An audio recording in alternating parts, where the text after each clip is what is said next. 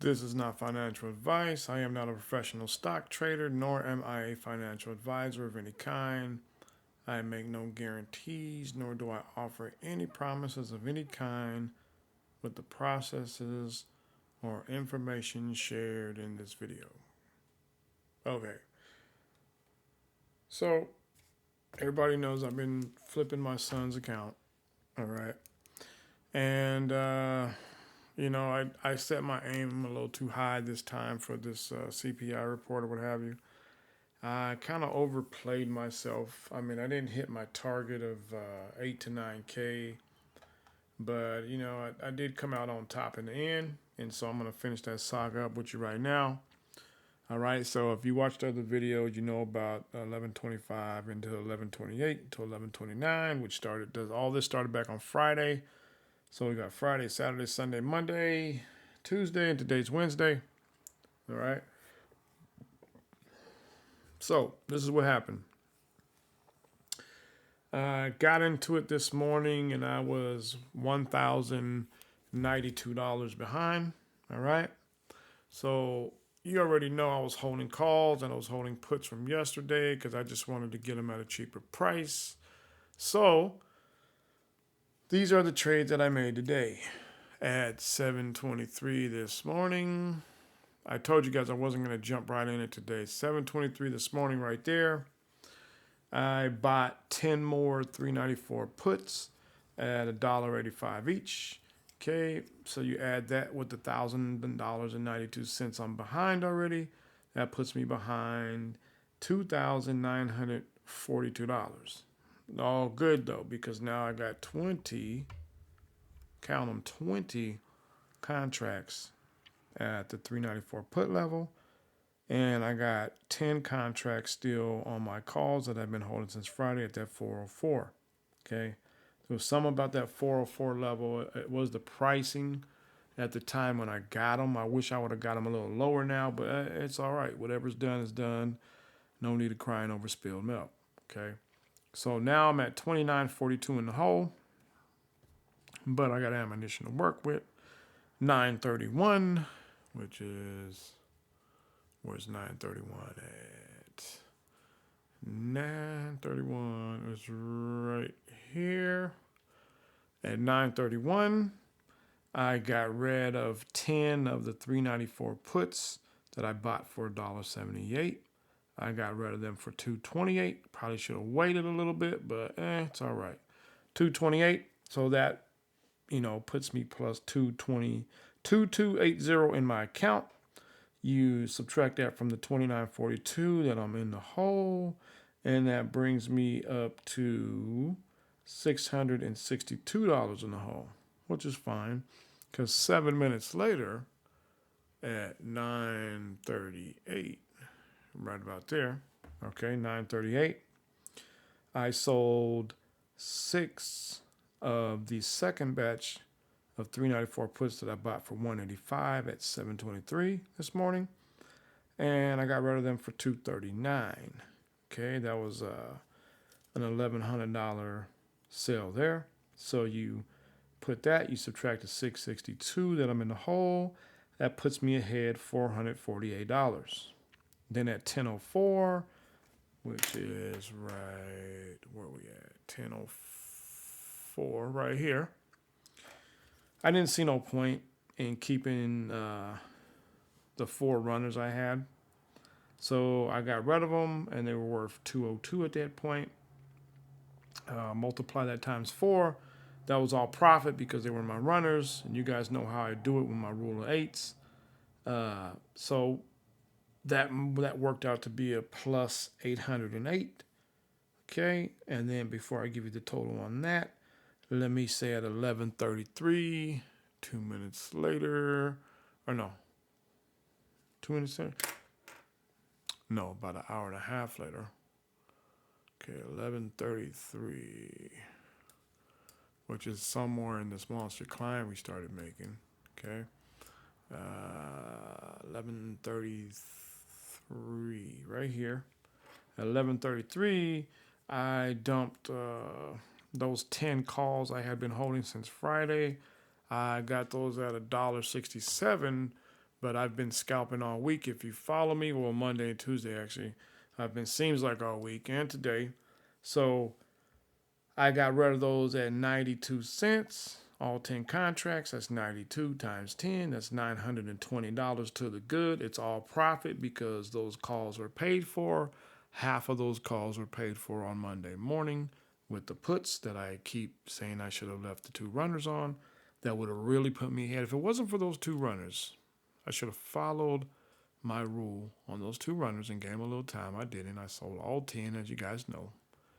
And I made a mistake.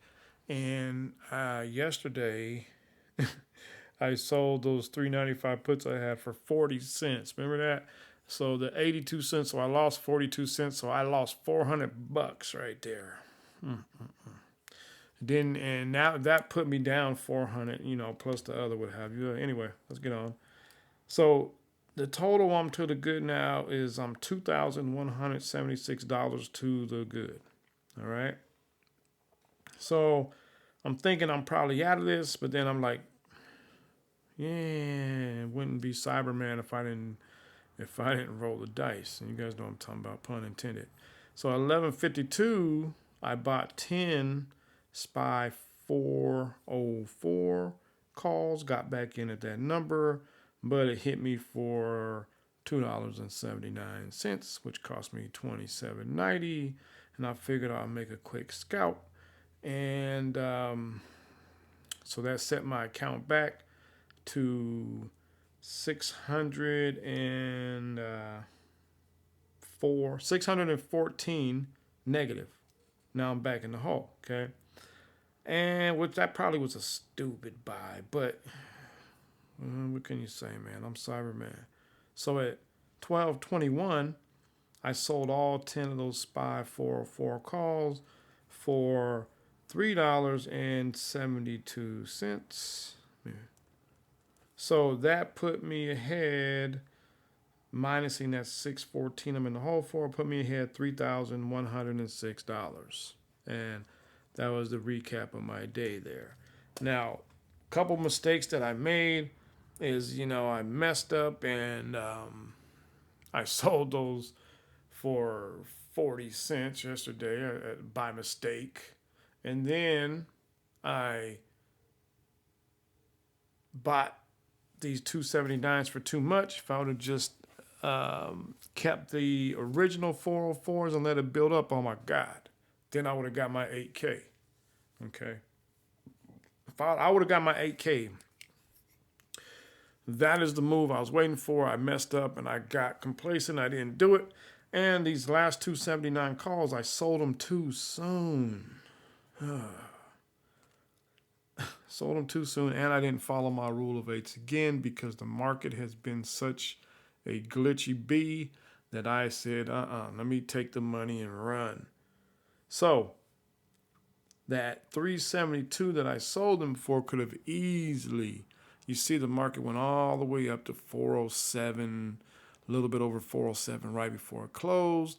And if I would have played those in true Cyberman fashion, I would have got out of here with a good, probably just on this play alone, I would say close to 615, 620. I was kind of watching the numbers, and that would have gave me like about a $6,150 profit minus the 619. So you know where I'm getting with this. So that would have put me like at 5,600 or something like that, 5,500 and something. Plus, if I wouldn't have messed up on the 400, plus if I would have had the two running, plus, fear of missing out. I know, but I just have to do it to remind myself that next time don't do that and stick to my rules. I could have easily hit that at least $7,000 target that I had for today, and I could have easily moved his account up, but it's okay. I still moved his account up, just not to what I wanted to move his account up to. But he's a 9-year-old, so what's he gonna do, man?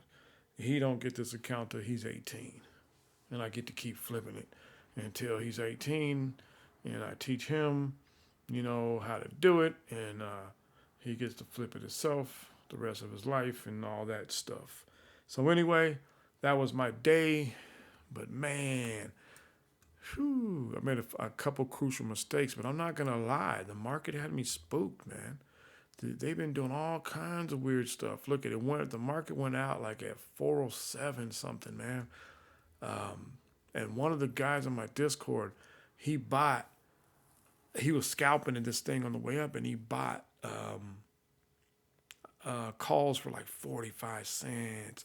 And then we were breaking it down like, man, listen, if you would have bought like, let's say, 100 contracts, something like that. So it was basically $45 a contract. Multiply that by 100, that's $4,500. And you know that thing, when he bought it at 45 cents, that thing went all the way up to $2.15 before closing. Jesus Christ. He could have had 300+% on that 45 cents. And if he would have went all in right there, not all in, but if he would have went in with 4,500, I didn't even know about those. He played them. He didn't say anything until afterwards, but I don't think he realized what he had in his hand. That is an account flipping situation right there. Okay, that's where Cyberman be flipping accounts. Because let me explain something here that I had been watching with one of the guys in the Discord for at least a good 2-3 weeks, that they've been keeping this thing in place of where it's at. And I think I told a few of you guys too, man. Right here, there was this gap right here getting filled, and the gap was to get filled from 403 all the way up to, you guessed it, 408. So that gap, plus then there's liquidity right here. So I'm guessing tomorrow, since we didn't hit that, they'll probably hit that liquidity in pre-market in the morning, take us up to 411.68, which is actually a key level when you look at it like this. Where's 411.68 at? It's right there. Now look at that, right at the top. Right at the top, right there, of this liquidity right here. Right there, okay? So they didn't do it today, which meant it would have been right there. Barely dipping over that black line right there, which is the trend coming down for the whole year, showing that the SPY has been in a downward movement for the year. Okay, that's a key level right there. This is an important spot because if we break tomorrow, if they go to this top and they snatch that, look where we're at. We're at 411.72, but look at the line. Now we pierce the line. That means that we're piercing the ceiling. That means that we're piercing the ceiling. That means that we're breaking out to the upside, and we may have a nice little breakout for the holidays. It may be. I don't know.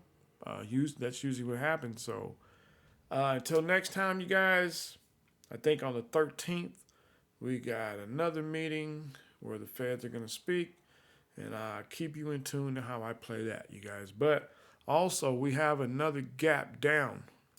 Don't forget. Do not forget about this gap down here.